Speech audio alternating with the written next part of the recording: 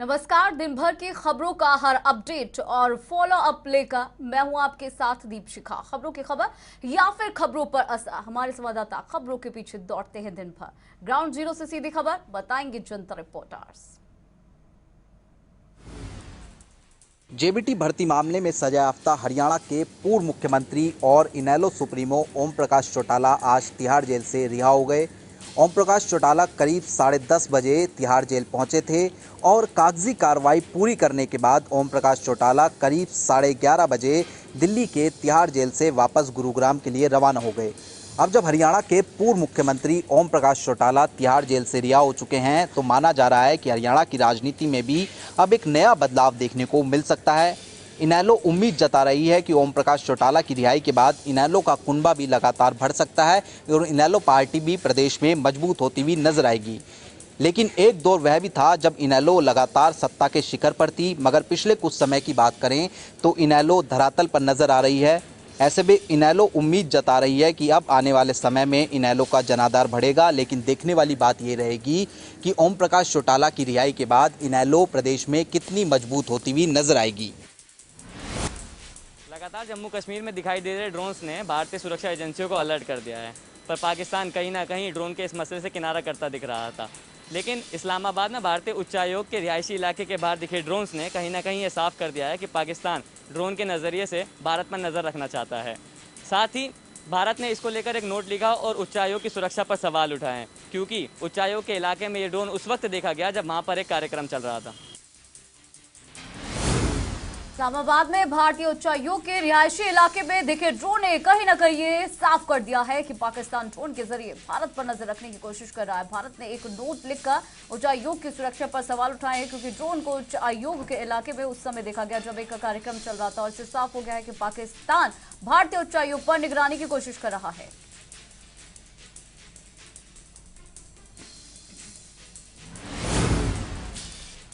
जम्मू के अर्निया सेक्टर में पाकिस्तान ने एक बार फिर अपनी नापाक हरकत जाहिर की है। पाकिस्तान ने अर्निया सेक्टर में ड्रोन को भारतीय सीमा में भेजा है। जैसे ही भारतीय सीमा में ड्रोन को दाखिल होते हुए बीएसएफ जवानों ने देखा तो उन्होंने तुरंत वहां पर ड्रोन के ऊपर गोलियां दागना शुरू कर दी, जिससे ड्रोन की वापसी हो गई और वह वापिस पाकिस्तानी सीमा में चला गया। आपको बता दें कि पाकिस्तान द्वारा अब ड्रोन का सहारा लिया जा रहा है। हमले करने के प्रयास ड्रोन के द्वारा किए जा रहे हैं और ड्रोन के द्वारा भारतीय सीमा की रेकी भी की जा रही है। कृषि कानूनों के विरोध में किसानों के आंदोलन को 7 महीने से ज्यादा का वक्त हो चुका है, लेकिन सरकार और किसान नेताओं के बीच बातचीत का कोई रास्ता फिलहाल दिख नहीं रहा है। अब एक बार फिर से केंद्रीय कृषि मंत्री नरेंद्र सिंह तोमर ने अपने संसदीय क्षेत्र ग्वालियर में यह बयान दिया है कि सरकार कृषि कानूनों पर बातचीत के लिए तैयार है। किसी भी मुद्दे पर बातचीत हो सकती है, लेकिन ये कानून निरस्त नहीं होंगे। इन कानूनों को वापस लेने का कोई सवाल नहीं उठता है। अब ऐसे में देखना होगा कि क्या किसान नेता सरकार के बातचीत के इस न्योते को स्वीकार करेंगे या नहीं। उनको लेकर किसानों का विरोध प्रदर्शन अभी भी जारी है। केंद्र सरकार कई बार किसान संगठनों से चर्चा के लिए हामी भर चुका है और इसी बीच ग्वालियर पहुंचने पर कृषि मंत्री नरेंद्र सिंह तोमर ने कहा है कि हमने किसान संगठनों से कहा है कि सरकार कानूनों को निरस्त करने के अलावा कृषि कानूनों के किसी भी प्रावधान पर चर्चा करने के लिए तैयार है।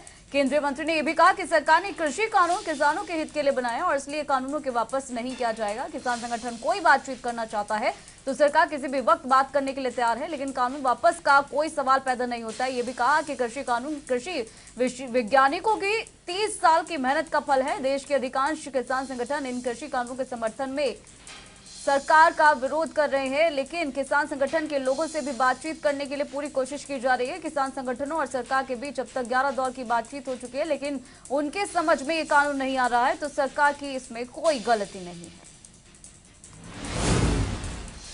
नवजोत सिंह सिद्धू कांग्रेस के कद्दावर नेता जो अपनी गुगलियों से लगातार अपने विरोधियों को पस्त करते हुए आए हैं, लेकिन कैप्टन अमरिंदर सिंह और नवजोत सिंह सिद्धू के बीच चुनाव से पहले ये टकराव लगातार अब बढ़ता जा रहा है। नवजोत सिंह सिद्धू ने फिर से बिजली को लेकर सरकार पर सवाल उठाए हैं, तो वहीं पार्टी हाईकमान से मुलाकात के बाद अब बताया जा रहा है कि नवजोत सिंह सिद्धू को जल्द ही एक बड़ी जिम्मेदारी मिल सकती है। लेकिन अब ऐसे में बड़ा सवाल यही है कि क्या नवजोत सिंह सिद्धू जो सपने दिल में लेकर दिल्ली पहुंचे थे, क्या वो पूरे होंगे? नवजोत सिंह सिद्धू और कैप्टन अमरिंदर सिंह के बीच टकराव काम नहीं कर रहा है। आपको बता दें कि नवजोत सिंह सिद्धू ने पार्टी हाईकमान से मुलाकात के बाद से पंजाब पहुंचे, तो पंजाब पहुंचने के बाद एक बार फिर से सिद्धू ने अपनी ही पार्टी पर सवाल उठा दिए।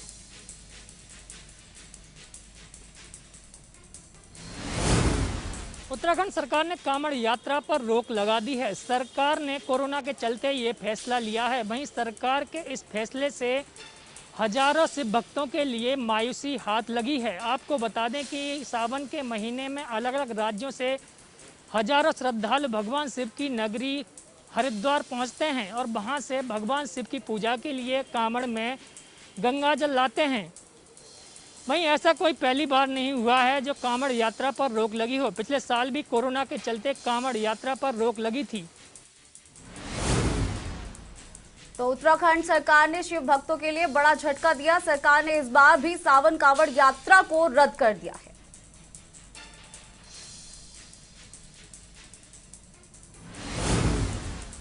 पश्चिम बंगाल विधानसभा चुनावों में टीएमसी को जीत तो मिली, लेकिन चुनाव के बाद हुई हिंसा की आंच मुख्यमंत्री ममता बनर्जी की मुश्किलें अभी भी बढ़ा रही हैं।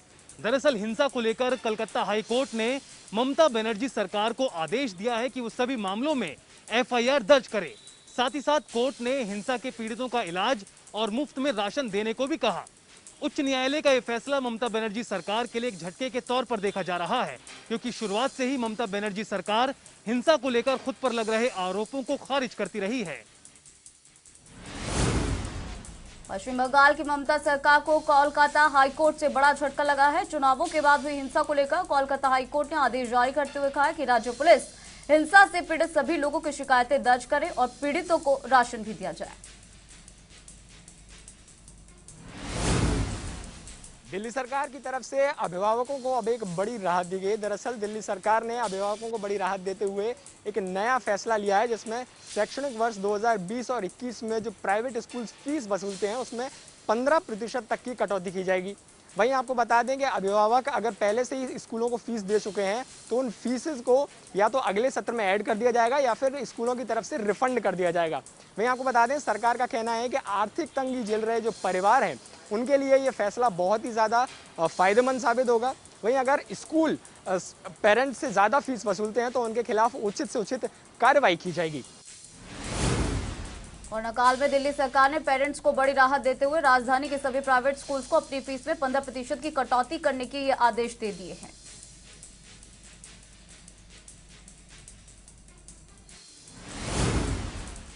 उत्तर प्रदेश की राजधानी लखनऊ में मुनव्वर राणा की घर यूपी पुलिस ने देर रात तलाशी ली है।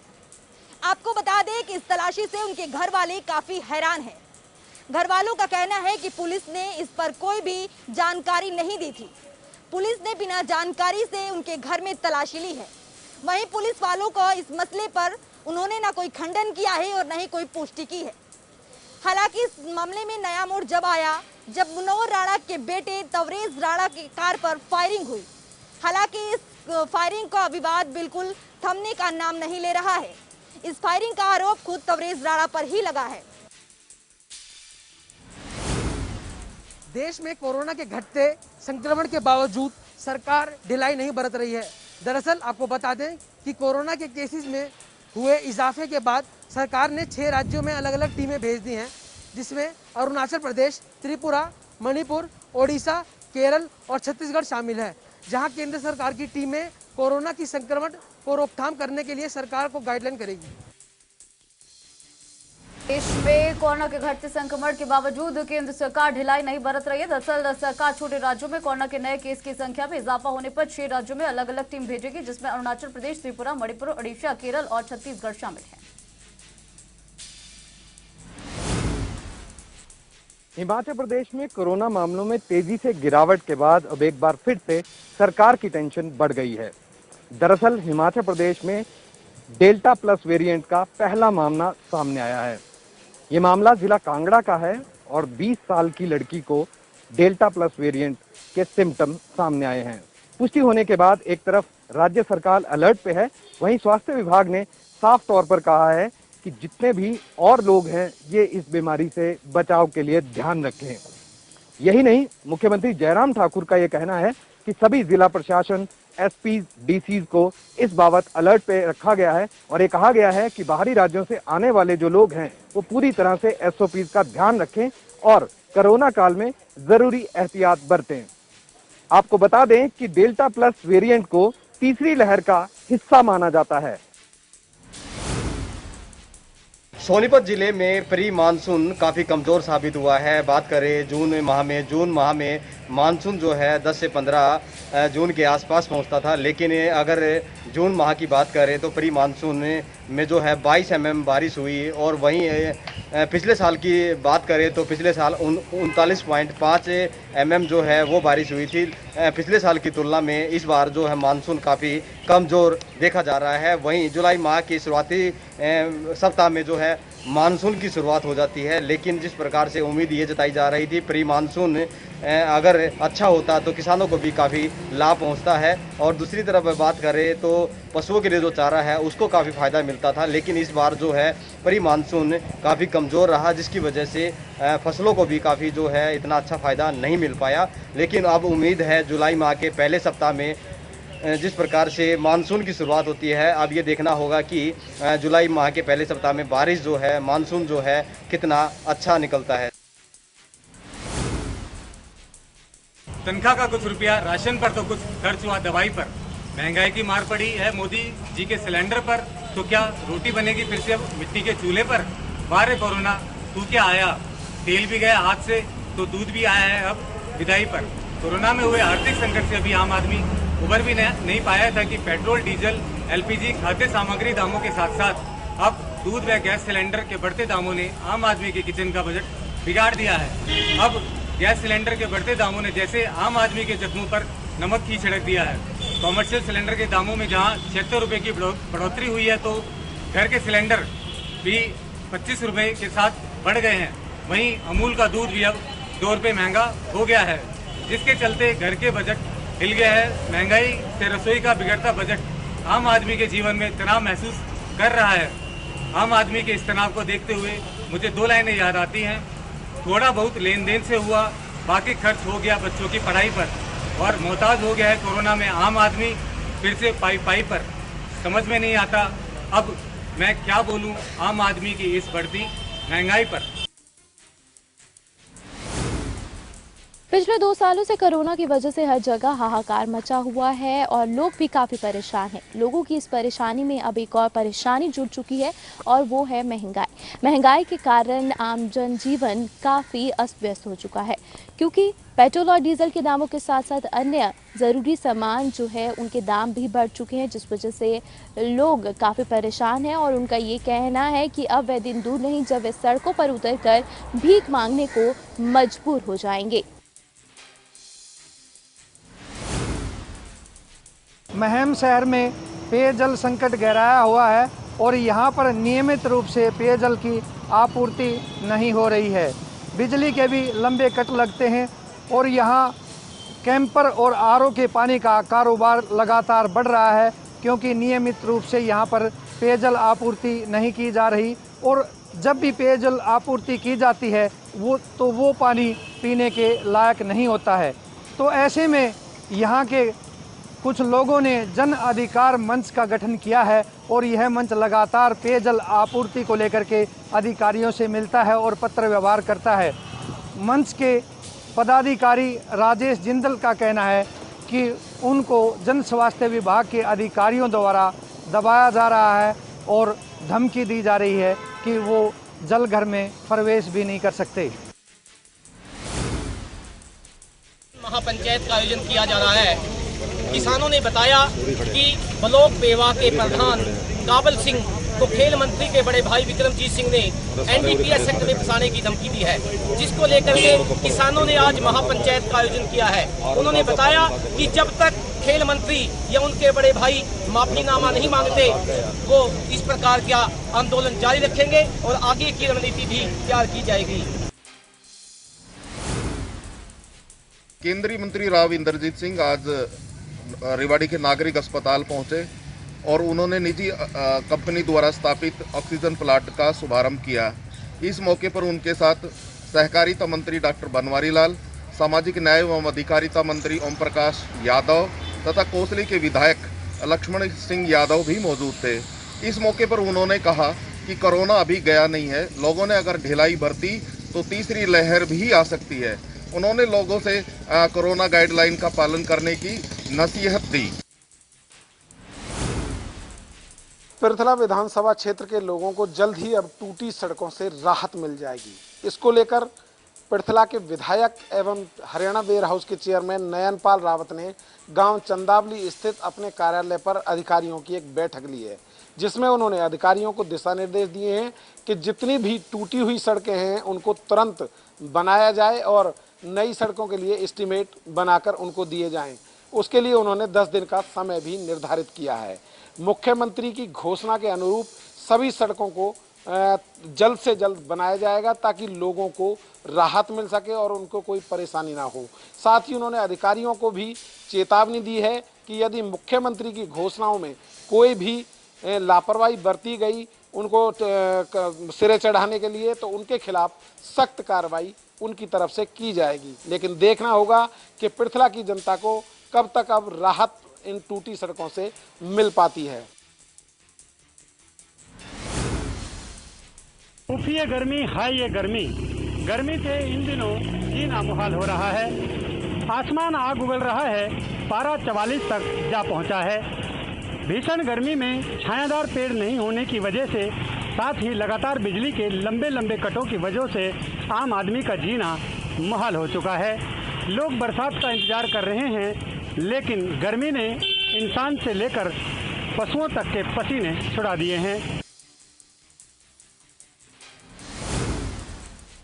जुलाई के महीने में पड़ रही चिलचिलाती गर्मी के बाद आज अचानक मौसम में बदलाव हुआ और तेज हवा के साथ बारिश शुरू हो गई। उसके बाद आम जनजीवन को काफ़ी राहत मिली है और जो किसानों के चेहरे पर भी खुशी छाई है, क्योंकि किसानों की ईख, ज्वार और कपास की फसल में काफ़ी फायदा है। किसानों का मानना है कि अगर बारिश नहीं हुई तो ईख और कपास की फसल सूख जाएगी, क्योंकि डीजल का भाव काफ़ी महंगा हो गया है।